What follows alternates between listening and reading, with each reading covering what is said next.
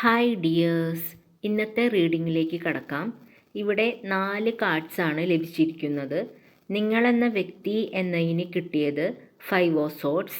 നിങ്ങളുടെ ജേണി അല്ലെങ്കിൽ കടന്നു പോയിക്കൊണ്ടിരിക്കുന്ന സാഹചര്യത്തിന് കിട്ടിയത് ദി ഹെർമിറ്റ് എന്ന കാർഡാണ്. അതുപോലെ ഫാമിലിക്ക് വേണ്ടി എന്താണ് ചെയ്യേണ്ടത് എന്ന് ചോദിച്ചപ്പോൾ ഏസ് ഓഫ് പെൻറ്റക്കിൾസും, അതുപോലെ മറ്റുള്ളവർക്ക് വേണ്ടി എന്ത് ചെയ്യാം എന്ന് ചോദിച്ചപ്പോൾ 3 ഓഫ് സോർഡ്സ് എന്ന കാർഡുമാണ് ലഭിച്ചിരിക്കുന്നത്. നമുക്ക് എക്സ്പ്ലനേഷനിലേക്ക് പോകാം. ചെറിയ പ്രായത്തിൽ തന്നെ ഒരുപാട് അനുഭവങ്ങൾ നിങ്ങൾക്കുണ്ടായിട്ടുണ്ട്. പ്രായം കൊണ്ടല്ലെങ്കിലും അനുഭവം കൊണ്ട് നിങ്ങൾ ഒരുപാട് മെച്ചുവേർഡാണ്. ഇപ്പോൾ നിങ്ങൾ ഒറ്റയ്ക്കിരിക്കാനാണ് ആഗ്രഹിക്കുന്നത്.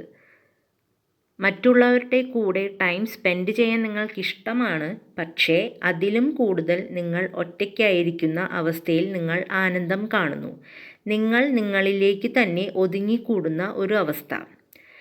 ടാരോ റീഡിങ്ങോ അല്ലെങ്കിൽ മോട്ടിവേഷൻ സ്പീക്കേഴ്സിൽ നിന്നോ നിങ്ങൾക്ക് പല കാര്യങ്ങളും മനസ്സിലാക്കി നിങ്ങൾ നിങ്ങളുടെ വളർച്ചയ്ക്ക് വേണ്ടി അല്ലെങ്കിൽ ഈ ജീവിതത്തിൻ്റെ ലക്ഷ്യം എന്താണെന്ന് തിരിച്ചറിഞ്ഞു വരുന്ന ഒരു സമയത്തിലൂടെയാണ് നിങ്ങൾ കടന്നു പോകുന്നത്. ഇവിടെ യൂണിവേഴ്സ് നിങ്ങളോട് പറയുന്നു, ഫാമിലിയുമായി സമയം ചെലവഴിക്കുക എന്ന്. ഫാമിലിക്ക് വേണ്ടി എന്തെങ്കിലുമൊക്കെ ചെയ്യുക. ചിലരുണ്ടല്ലോ, വീട്ടിൽ ആരോടും മിണ്ടാൻ സമയം ഉണ്ടാകില്ല, ജോലി കഴിഞ്ഞാൽ മൊബൈലിൽ സമയം ചെലവഴിക്കും. അങ്ങനെയുള്ളവർക്കാണ് ഈ മെസ്സേജ്. കുറച്ച് ടൈം ഫാമിലിക്ക് വേണ്ടി മാറ്റിവെക്കുക എന്ന ഒരു മെസ്സേജ് ഇവിടെ വരുന്നുണ്ട്.